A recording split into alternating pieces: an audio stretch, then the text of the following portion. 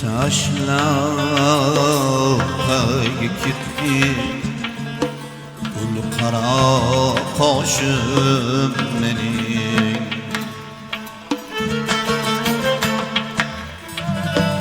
bizni tashlab ketdi gul qara qoshim mening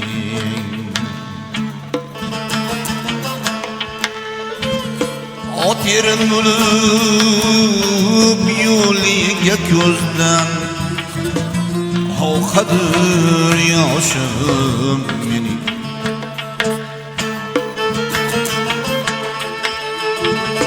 ot yerin bo'lib yo'liga ko'zdan oqadir yoshim mening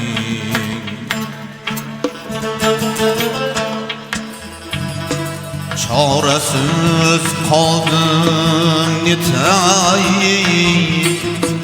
rahmetiyle ortaniyim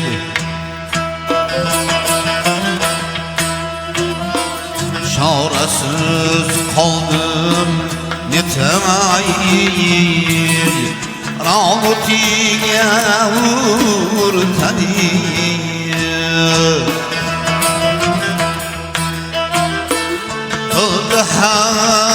Hasren dürlek tüken budanı canım benim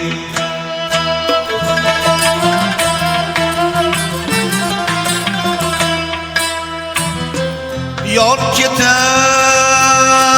vazide menge Kayrılıp bir bakmadım Aylasam ayıp aylamay kan karındaşım benim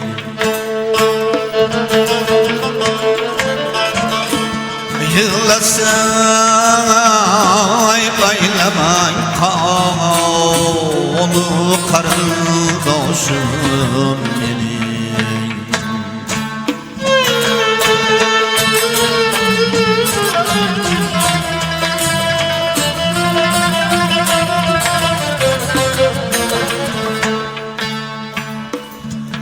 Gelir rakıblar gelir vergan yedi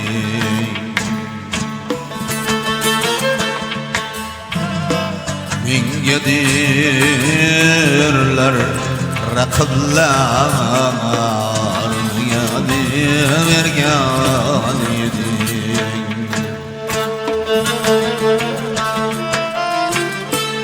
Bir kelip halımı sormaz Yar yoldaşım benim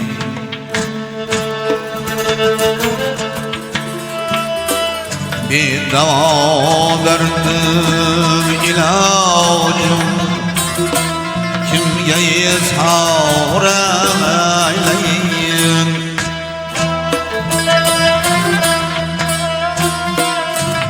Dava derdim ilacım Kimge izhar eyleyim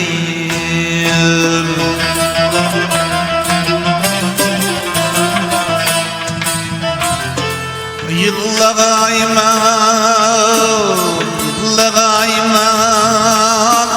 İşk derdim ahdır yaşım benim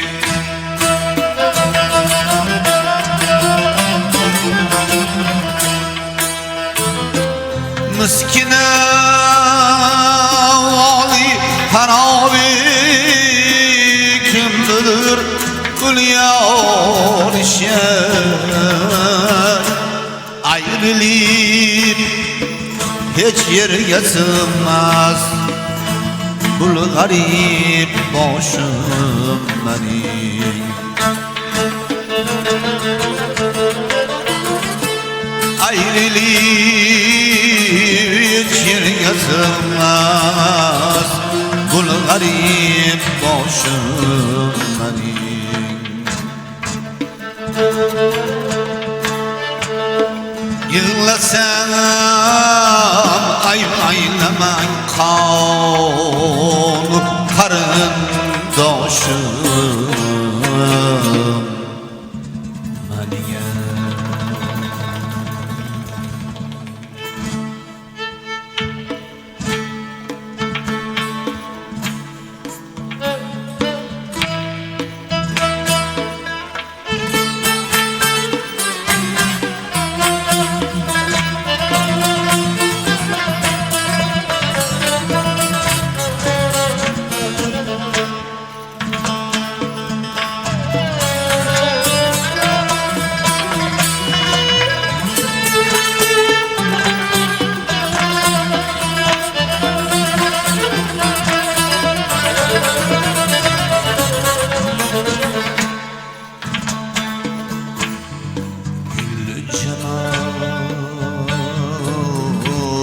Yapkanır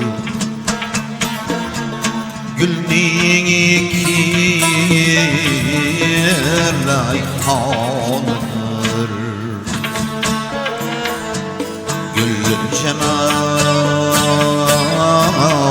yapkanır iki rayhanır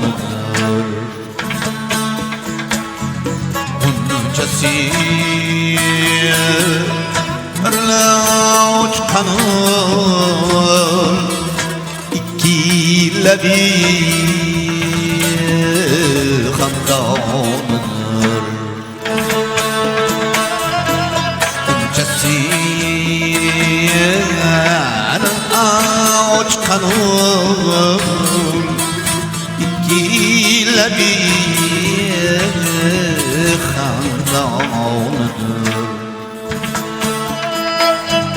Gül müsasai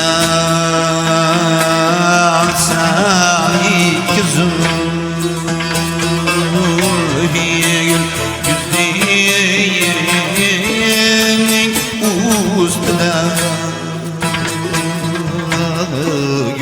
uzak Ağlar mı gelir Kinik davranır Yüllüze ağlar mı gel Kinik davranır Sevmez dur yeryüzüne tutma gözümün yaşıdır Radimaz dur gün geçir aşkın kengül avamıdır Radimaz bir gün geçir aşkın kengül avamıdır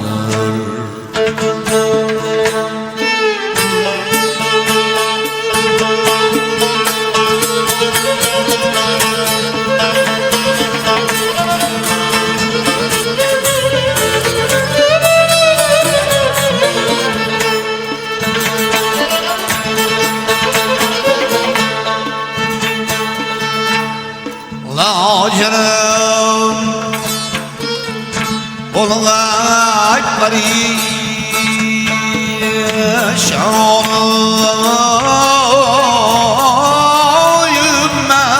kebir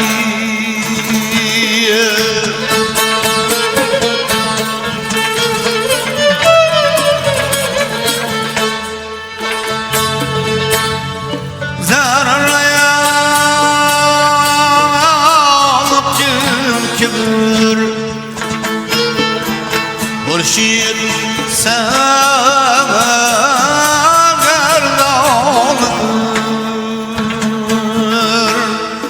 Ülperi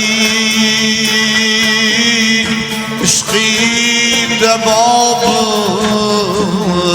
gülüm Ağam gelmedir Kim saçı zancirindir Kâbirde kalın zindandır Gül cemal yapkanır İpkiyle bir handan Gül cemal yapkanır İpkiyle bir handan Gül cemal yapkanır İkiyle bir handandır O ikiyle bir handandır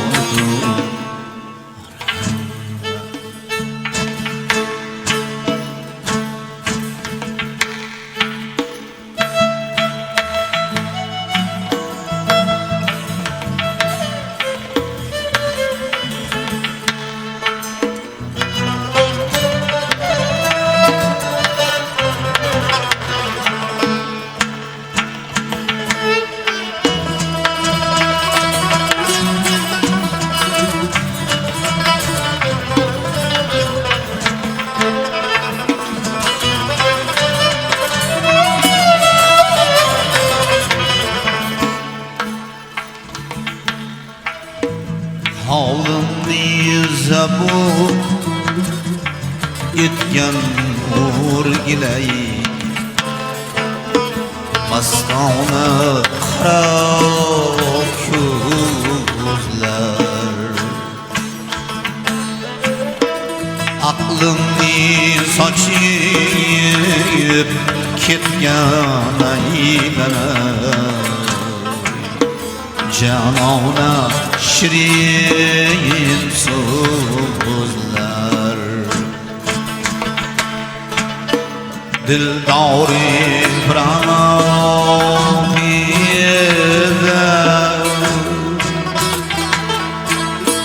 Yandırdı yürek yandı Olmaydı neme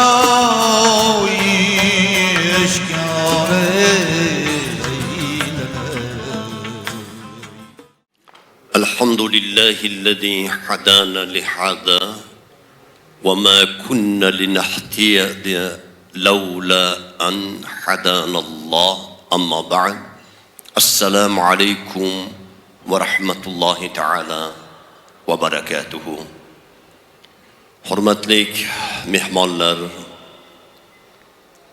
qadrli qudalar, sohibi ihson Abdulaziz birodarimizning eng yaqin qavmi qarindoshlari, do'st birodarlari.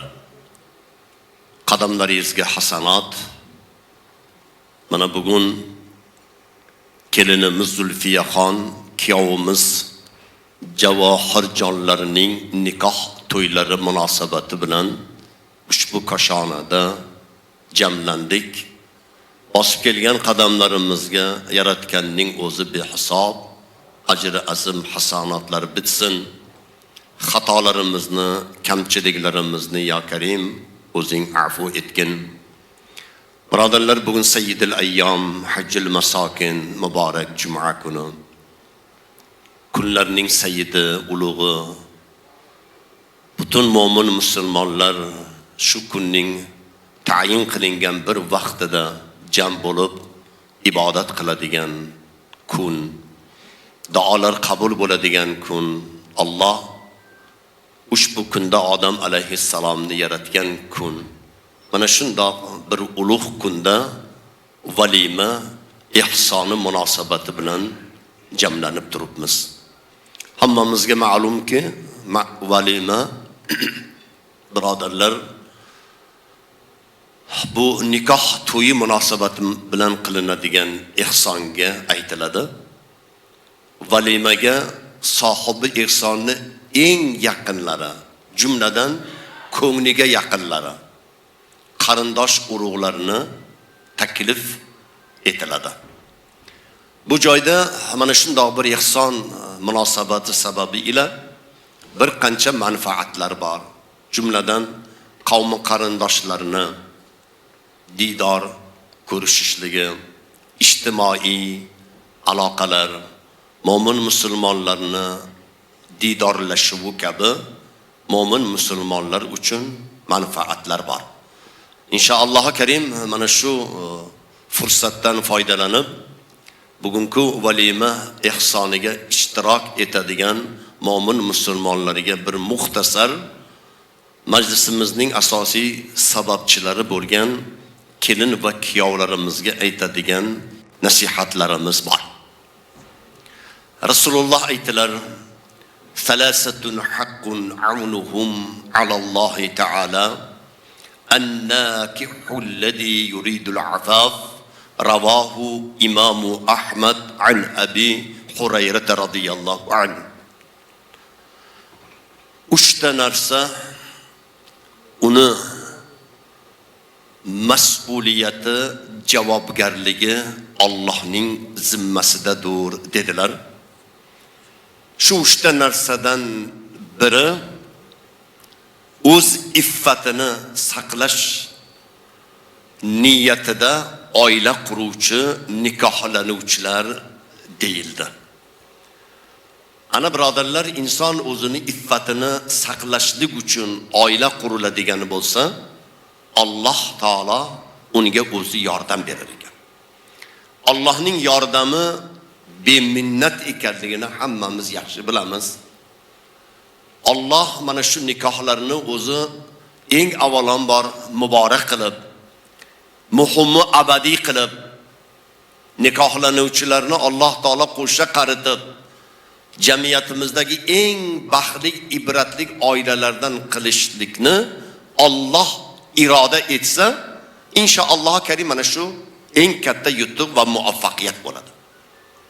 Yuqorida hadisga murojaat qiladigan bo'lsak, niyat o'sha amallariga muvofiq bo'ladigan bo'lsa, Allohning yordami bo'lar ekan. Allohning yordami, takroran aytamizki, beminnat va abadiy bo'ladi. Shuning uchun ulamoy ikromlarimiz aytadiki, nikohda qabul, ijob va mahr bor. Qabul ham, ijob ham, mahr ham shar'iy nikohda e'tiborga olingan. Lekin mahrdan ko'ra uylanuvchilarning zimmasida yana bir og'ir mas'uliyat bor. Bu nima? Bu nafaqai ro'zg'or ekan birodarlar. Mahrni uylanadigan paytda o'sha qiymatiga qarab ado etamizda, uylangandan so'ng nafaqai ro'zg'orni to'xtatib qo'yiladi yoki nafaqai ro'zg'orga bo'lgan e'tibor mutlaq e'tiborsiz bo'lib qoladi. Ana ulamolarimiz aytdiki, nafaqai ro'zg'or buning hukmi vojib. Bu farz degani. Uylanuvchi erkakning zimmasida nafaqai ro'zg'or vojib ekan. Nobodo bir sabab bilan u mahrni bermagan bo'lsa, nikohda kelin roziligini bildirgan bo'lsa, nikohni hayot davomida beraman degan bo'lsa, nikoh bog'lanadi, nikoh bo'ladi. Lekin nikohlangandan so'ng nafaqai ro'zg'or qilmaslik bu zulm degan ekan. Zulm. Ana o'shaning uchun muhtaram azizlar, ba'zi bir masalalarning muhim jihatlari bor, tomonlari bor. Biz uchun, jamiyat uchun, oilamiz uchun juda foydali tomonlari bor. Ana endi yuqorida biz aytganimizdek, nafaqai ro'zg'or haloldan bo'lsa, nafaqai ro'zg'or o'z vaqtida bo'lsa, kuyov o'zining burchini, vazifasini, mas'uliyatini, javobgarligini bilsa, shuningdek muhtarama kelin poshsha ham o'zining burchi, vazifasini bilsa, ana shu oila inshaalloh karim tinch bo'ladi va osuda bo'ladi. Biz buning uchun nima qilishligimiz kerak? Albatta farzandlarimizni bosqichma-bosqich tarbiyalab borishligimiz kerak. O'g'il u uylanadi. Vaqti soati bilan uning zimmasidagi javobgarlikni ota yoki uning o'rnini bosuvchilar tushuntirib borish kerak. Qiz uning onasi yoki opasi yoki uning amma xolalari uning zimmasidagi mas'uliyatni, javobgarlikni tushuntirib borsa, anglab yetsa, inshaalloh karim ana shundagina u oilalar hayotda qoqilmaydi. Bir rivoyatda Umar ibn Xattob radhiyallohu anhu xalifalik davrlarida ko'p eshitilgan rivoyat, lekin rivoyatning aslisida biz uchun, oilamiz uchun muhim bir masala turadi. Kechasi shundoq bir xalifalik lavozimlaridan foydalanib, kechasi shunchalik qo'l ostidagilarning holidan xabar olib o'tib ketayotganlarida bir xonadonda chiroq yonib turganligini ko'rib qoldilar. Kechaning bir paytida. Sekin borsalar, ona bola o'rtasida bir munozara bo'layapti. Munozara va mujodala bo'lyapti, yana tortishuv ham bo'layapti. Ona aytayaptiki, mana shu sutga suv qo'shishimiz kerak. Sutni ko'paytirib, bundan foyda qilishligimiz kerak deyapti. Qiz yo'q deyapti. Bu shar'an durust emas deyapti. Agar Hazrati Umar bilib qoladigan bo'lsa, o'sha paytdagi o'rnatilgan tartib bo'yicha ekalamizga ham qattiq jazo bo'ladi deyapti. Bu gaplarni Hazrati Umar eshitib turibdi. Shunda ona aytdiki, Hazrati Umar kechaning bir paytida u qatdan ko'rib turibdi.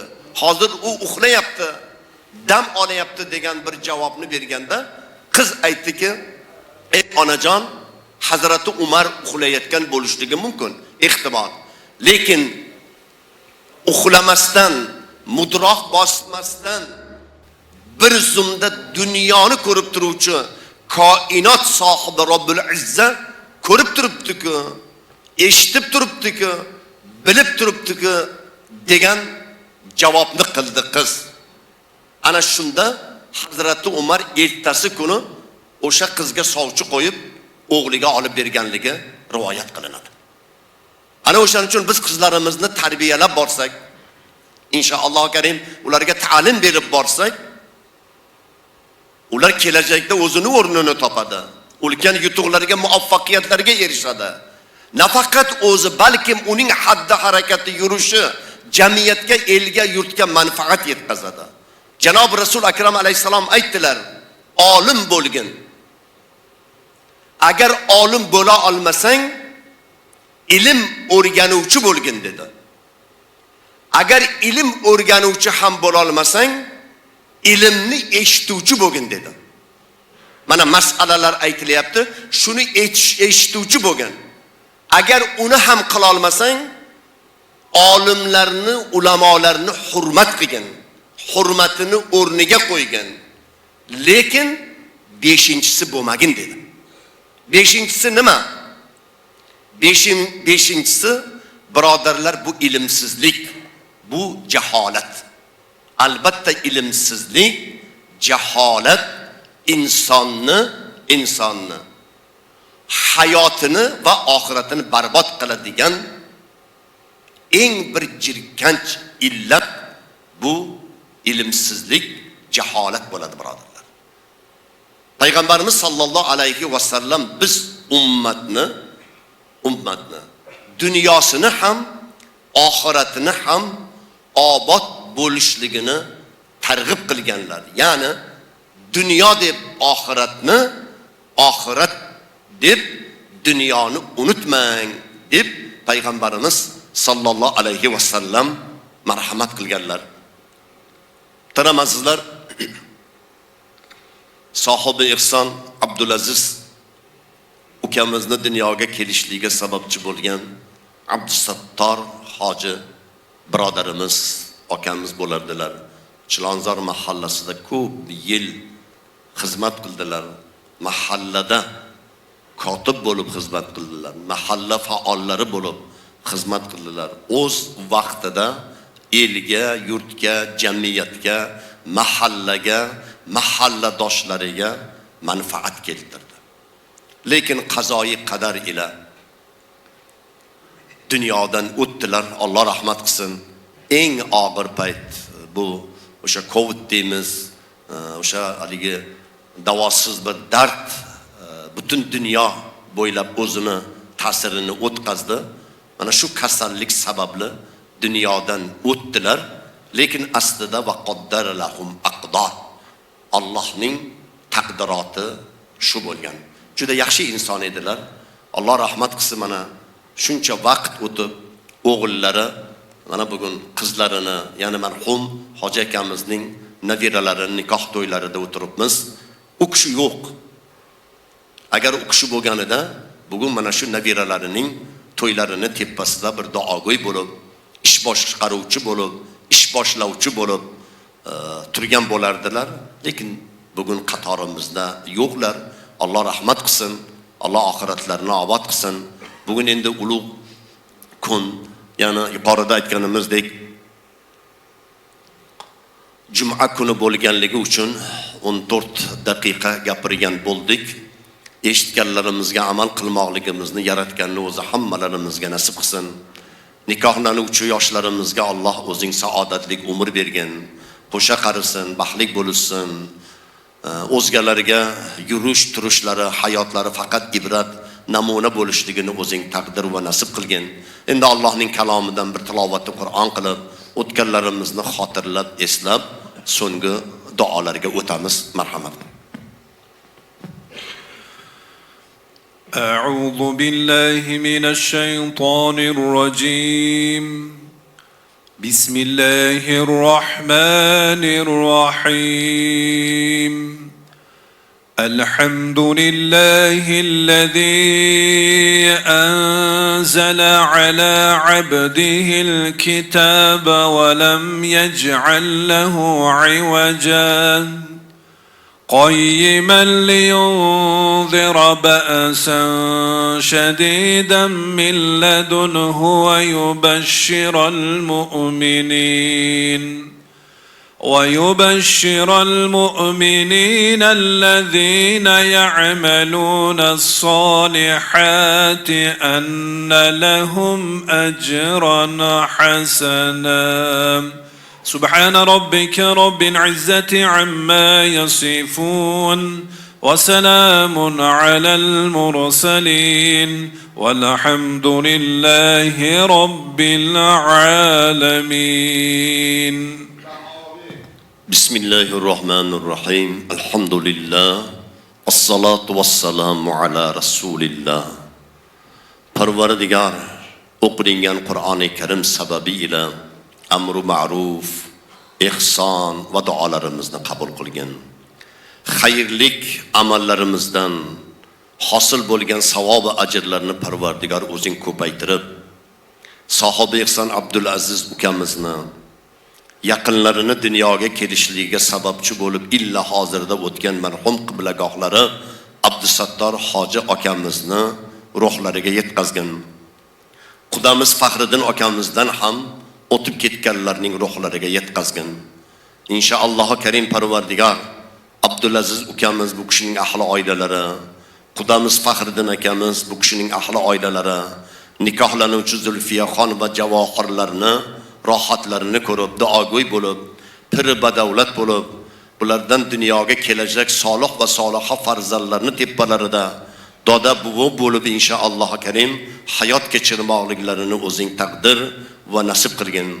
Shuningdek ikki tomondan o'tmishda o'tib ketgan ota va ona avlodlarini ham g'ariqi rahmat dohili jannat qilgin. Takliflarimizga labbay deb uzoq yaqinlardan tashrifni qudum qilib kelgan qo'ni qo'shnilarni, qarindosh urug'larni, mahalla va masjid ahallarini har bir bosib kelgan qadamlariga o'zing ulkan ajri azim hasonatlari bitgan. Qudamizga hamrohlik qilib kelganlarni ham eng oliy maqsadlariga o'zing muvaffaq qilgin.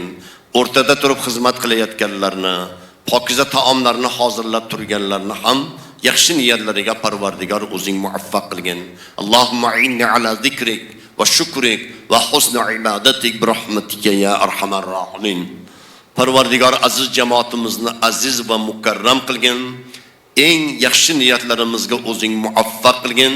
Duolar qabul bo'ladigan juma kunining tongida qiladigan duolarimizni Parvardigor o'zing qabul qilgin. Juma kunini hammalarimiz uchun, ahli oilalarimiz uchun, butun dunyo musulmonlar qatorida vatandoshlarimizga ham fazilat va barokatlaridan nasib aylagin. Bir rahmatika arhamar rohimin. Rahmat, salomat bo'ling.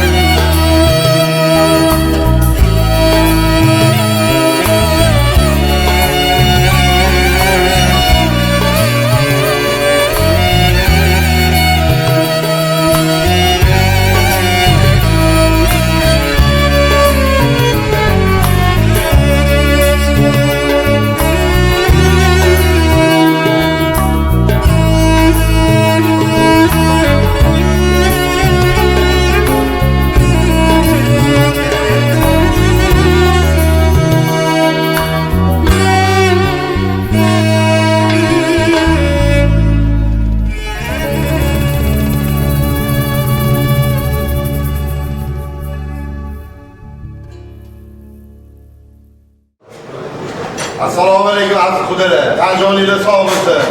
Yoshi qo'sha qarib baxtli bo'lsin. Alloh kuningizga fayz baraka bersin. Abdulaziz aka boshqalar xudolar o'tirishdi, ishda mamnun bo'lishdi. Bularga ruxsat berib javob beramiz. Avvalambor taqdirdagi xudo bo'y kerak. Kerak xudo bo'y.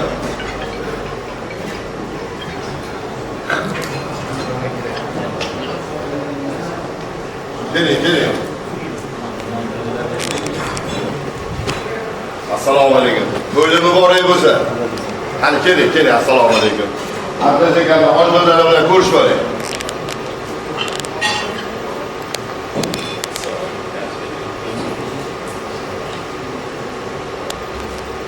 Baraka toping.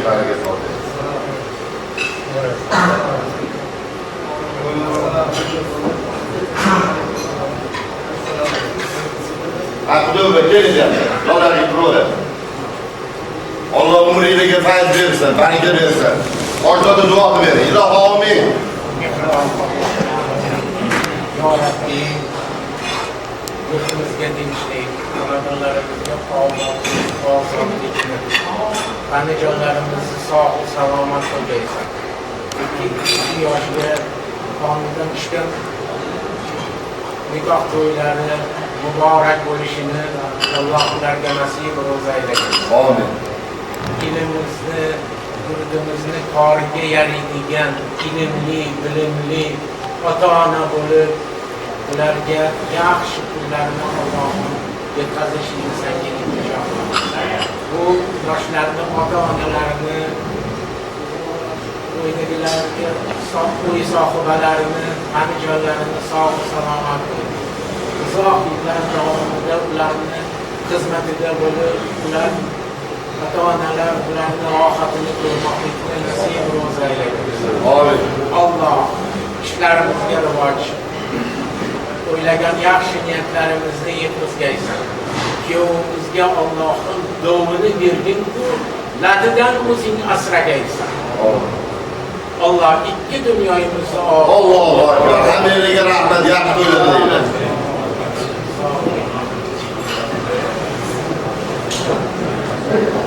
Navoziga boyboychi deyiladi.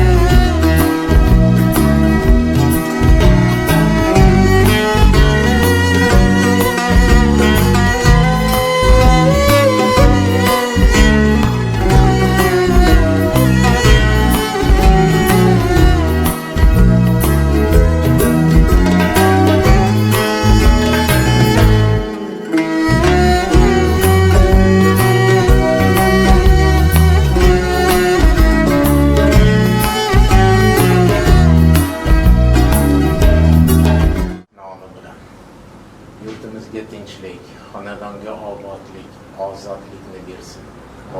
Ikki yosh baxtli, saodatli bo'lsin. Qo'shilganini qo'shaqarib, quvvali, juvali bo'lsin. Alloh ularni nikohini bir umrlik qilib, mehr muhabbatli bo'lmoqligini, darajasini oliy qilmoqligini Allohim ularga nasib qilsin. Elimizni, yurtimizni qoriga yaraydigan sizlarga o'xshagan yaxshi yigit qizlarga ota-ona bo'lmoqligini ular nasib ro'za aylasin. Allohim kelganinglarga hasanatlar bo'lsin. Qadaminglarga ming hasanatlarni yog'dirsin. Yo'linglarni bexatar qilsin. Ishinglarni rivojini bersin. Kuyovimizni ishlarini yaxshi kunlarda ko'rib yurmoqlikni nasib ro'za aylasin. Allohim bu kuyovimizga dovdan bergin-ku, latidan o'zing asragin. Allohu akbar. Rahmat yigitlar hammanglarga. Salomat bo'linglar.